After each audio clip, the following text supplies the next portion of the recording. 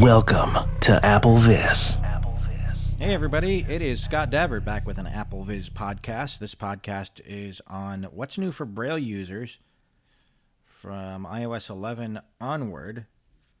I'm a little late recording this podcast for a few reasons, one of them being that life has just kind of gotten in the way, and the other being that I wanted to wait for some of these bugs to get worked out, which were really well documented on the Applevis website, but they kind of made it clunky to record a podcast. There are a few little bugs remaining that I'll talk about, but it's gotten a lot better than the first release of 11.0 for sure back in September. For this demonstration, I'm using my iPhone 8 with iOS 11.2.1 and, of course, VoiceOver. The first few things I'll talk about here are just a few things that aren't really easy to demonstrate, but they might be important updates for you depending on your situation. If you have a Focus 5th generation, iOS 11 brings support for that device, whether you have the Focus 40 or the brand new 14 that came out about a month ago. You will now have access with iOS 11 and later.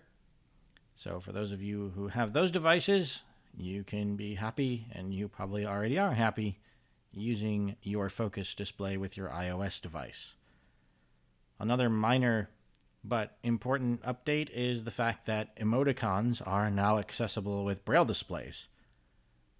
Speech users have been enjoying them for quite a while, and knowing all those smiling piles of poo that their young kids or nephews or whatever it is might send them, but as Braille users, they just showed up as a few symbols, and there was really no way to differentiate between one emoticon and another. That has been fixed in iOS 11.0.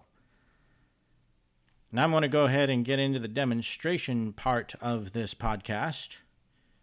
The first thing I'm going to do is take you through how to set up captions and talk a little bit about that. And we're going to go ahead and go through the Braille menu and talk about those changes. Then I'll show you how to set up new commands or assign commands functions, however you want to look at that. And finally, we'll wrap up. So I'm going to go ahead and go directly to the VoiceOver menu. On my particular setup here, I am going to use backspace space with V. That is a command that I programmed in to take me directly to the VoiceOver menu.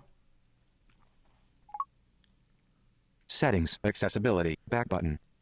So to set up captioning for Braille displays or speech users, and this also applies to subtitles, I need to find verbosity, so I'll hit space with F. Enter search text. V-E-R-B, enter. Verbosity, button.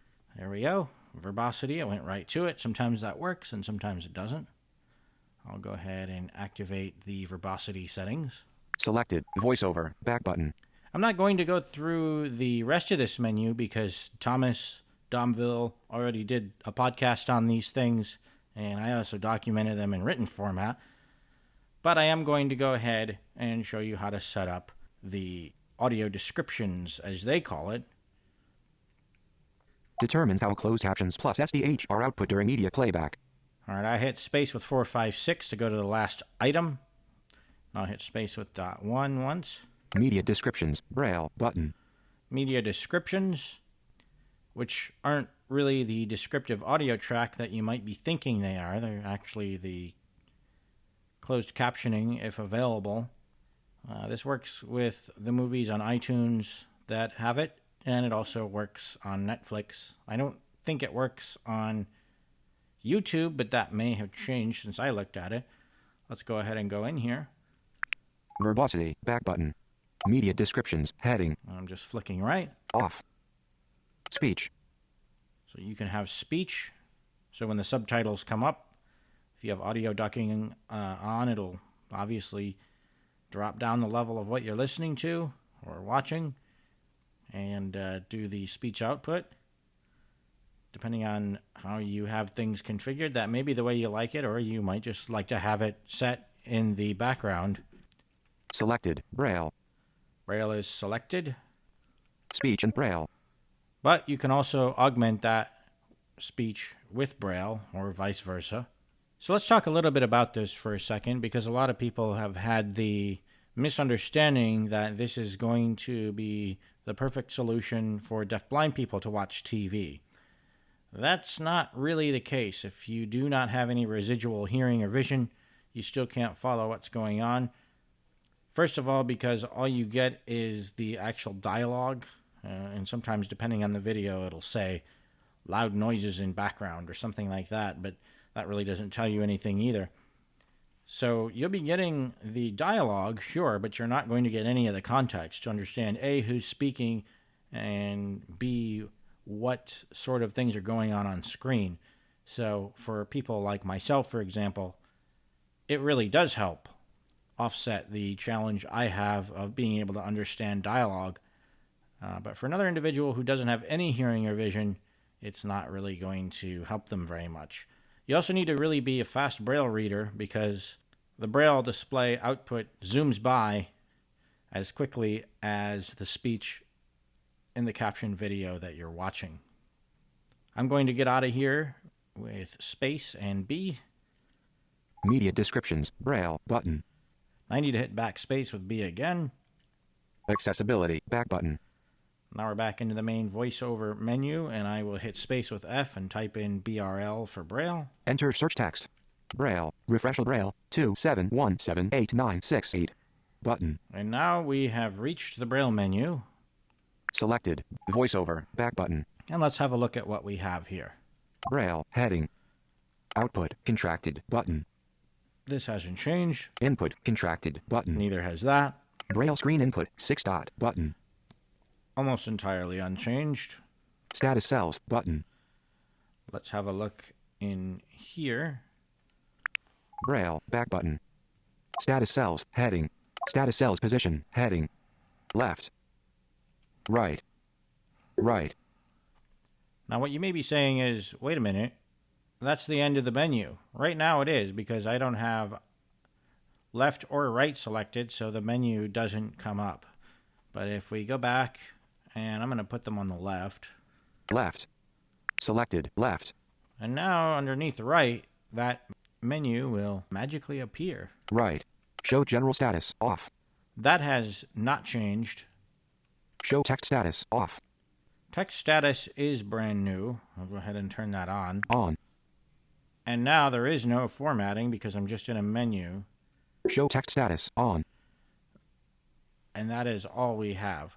Now what the text status will do is it will show you a full cell followed by a representation of different things depending on what the formatting of your text is.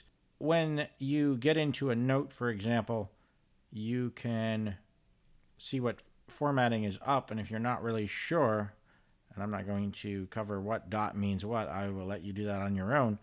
If you're not really sure what dot represents what type of formatting, you can hit the cursor routing button that is located underneath the status cell, and it'll bring up a little handy key that you can use to figure out what those dots mean. The status cell, the first one, now they're calling general, is unchanged, but this formatting option is something new. I'm going to go ahead and turn this back off. Show text status, on, off. Now I'm going to go ahead and go back to the Braille menu with space and B. VoiceOver, back button. And let's continue our journey. Out, Braille screen, status set, equations use Nemeth code, on. That's unchanged. Show on-screen keyboard, off. Unchanged. Turn pages when penning, on. Unchanged. Word wrap, on. That is something new.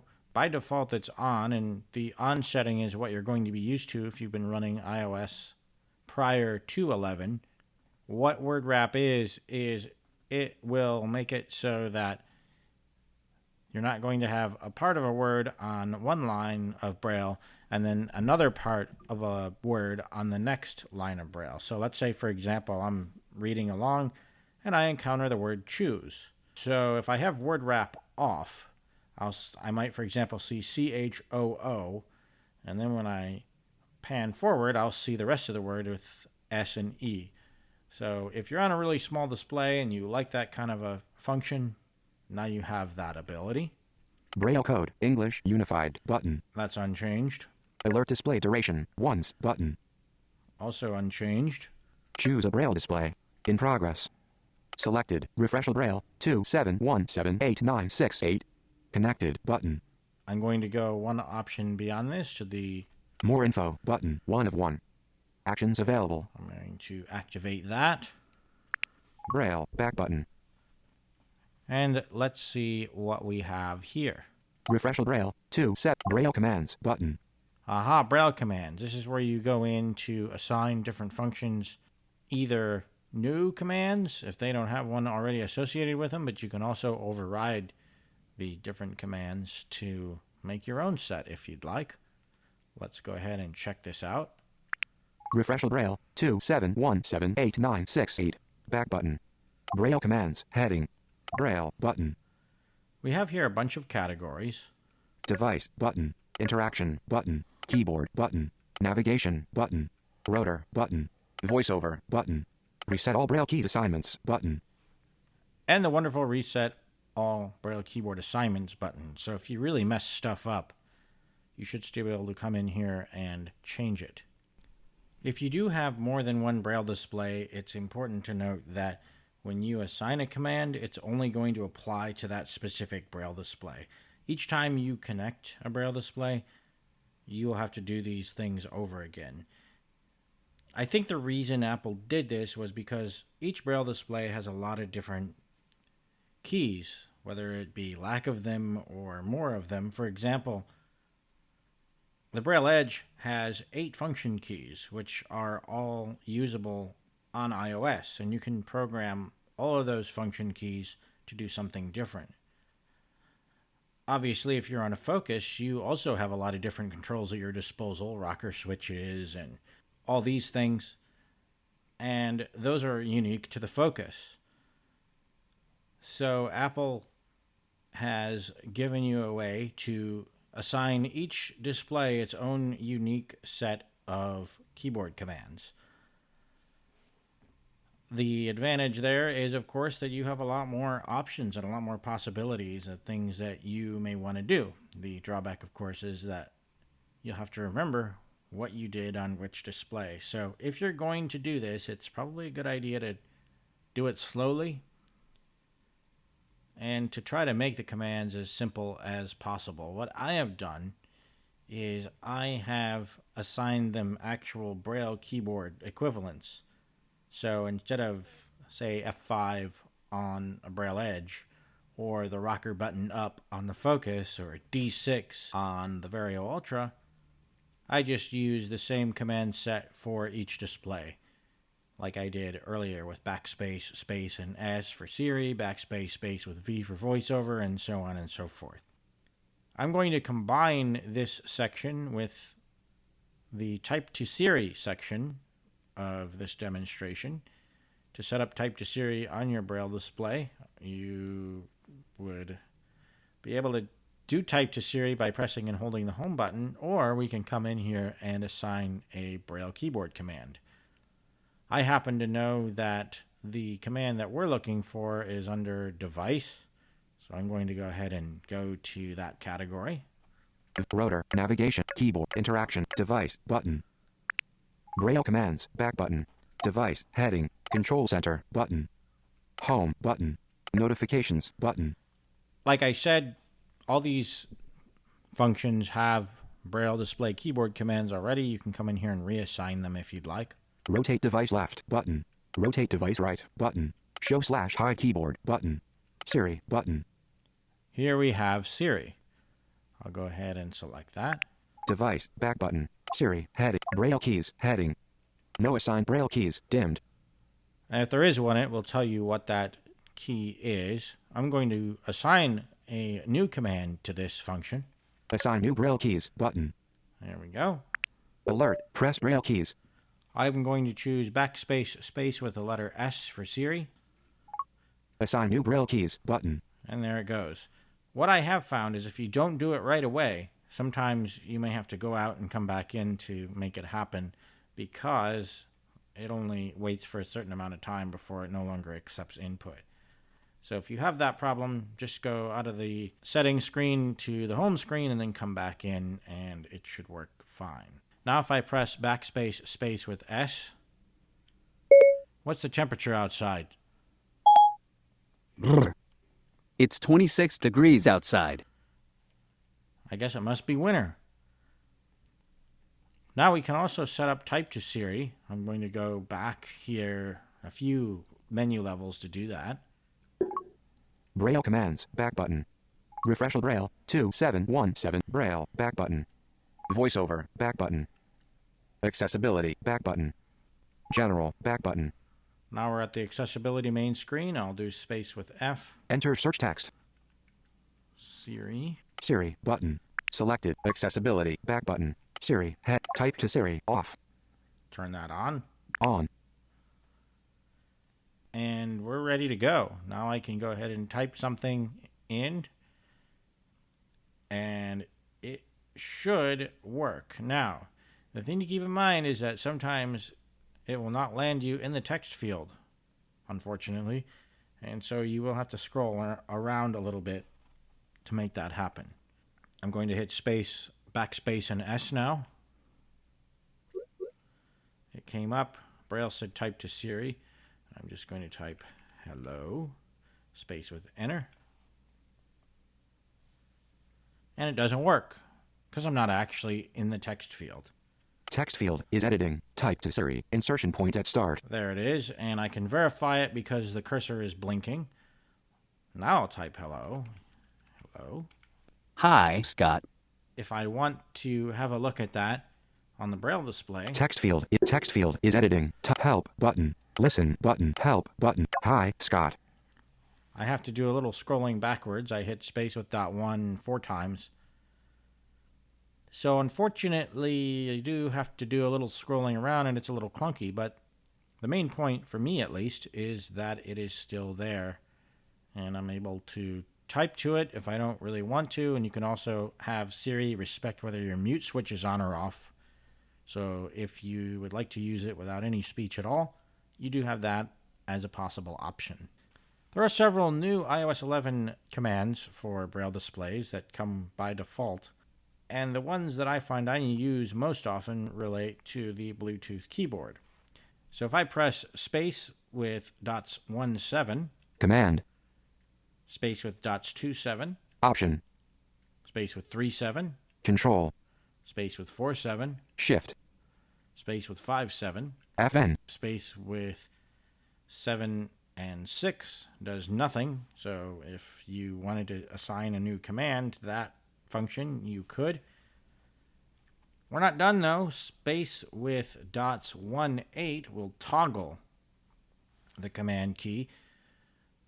Space with dots 2 and 8 will toggle the option key, and it goes all the way through 3, 4, and 5 respectively. The reason for toggle and the difference between the two is that if you are someone who types a little more slowly, who wants to enter a Bluetooth keyboard command, for example, Command B would turn bold on when you're writing something, you could do space with dots 1 8 to toggle on the command key, press the letter B, and then press space with 1 8 again, and that would toggle the command key off. It's basically simulating holding it down. But if you're fast, you don't need to do that. You can just do space with 1 7 and then the letter B. Let's have a look now at the email app briefly and show you just how quickly that can make things. Settings. Type to Siri. On. Get out of Siri, get out of settings. Enter search text. Doc. Mail. 5 unread emails. Mail. Unread. Cliff Cherry Miller Sr. Vario Ultra. Battery life. 6:08 p.m. Unread. Christine and Mary. Brailleist Forum. Sending Braille books and magazines overseas. 5:26 p.m. 3 messages in thread. Actions available. Let's say I want to look at this thread of messages. These are all public mailing lists, by the way. I'm not giving you any of my private email. Sorry if that's what you were looking for. Selected. Inbox. 5 unread messages. Back button. Inbox. 4 unread messages. Back button. And now we're in the thread of messages. I'm not going to read through them. But let's say I wished to reply to this. I could hit space with .17 for command. Command. And then R. Command. Message body. To braille@googlegroups.com. Text field. And now I am in the compose window. I'm obviously not going to send this because I haven't even read the messages yet. Send button. Braille cancel button. There we go. I hit space with .1 a couple times to cancel. Inbox. Now let's go back to the inbox and out of this thread of messages. Unread. Cliff. BDU. For sale. Barely used Braille Sense Polaris with 32 cell display. 6:04 p.m. Let's create a new message. I can do that with space and .17 followed by the letter end. Command. To text field is editing. Character mode. Insertion point at start. And now I am placed in the to field. I'm going to go ahead and send an email to myself. Davert@gmail.com. Add contact. CC/BCC KCAPNL at subject text field. Insertion point at end. Hello. Notify message body sent from my iPhone. Insertion point at end. Insertion point at start. Hello, this message is S. Sent F. Actually, I typed confirm. So speech is not really that useful here when you're typing in the Mail app. It does not do this in other apps, but it does do it in the Mail app. I'm saying this is to confirm you are a loser who likes to talk to himself. Sent F. And I can let you hear that if I want. Let me go back to the subject and then forward. Message body text field is editing. Hello, this message is to confirm you are a loser who likes to talk to himself. All right, I stopped it with space and P. So let's say that's all I wanted to say, and I quickly wanted to send it off. There is a command to do that as well, and that is Command Shift and the letter D. I don't know why D, but that's what Apple has assigned it as a keyboard command. So now if I hit that keyboard sequence. Command Shift. Unread. Cliff. BDU. For sale. Yeah, we know. We heard already. And off it went, and I will have a new email to delete when we're done with this podcast. There are some issues with entering text and the cursor sometimes not being where you'd like it to be. But those issues are way better than they were under the first release of iOS 11. And one of the things that I forgot to mention that I pretty much take for granted these days is that now you can write more like you do on a note taker instead of having to worry about translation getting in your way. And what I mean by that is with iOS versions earlier than 11, if you typed the word sport and then space, then you decided, oh, I want to make that plural because I'm in America, not in Europe or the rest of the world. You can now hit backspace and enter S and then space again, and it will correctly enter it in for you as sports. As most of you probably know, prior to iOS 11, that would have given you sportso. And, well, that's not a word as far as I know. Anyway, I hope you have found this podcast useful. If you want to get in touch with me, feel free to leave a comment in the podcast section, and I will reply as I'm able.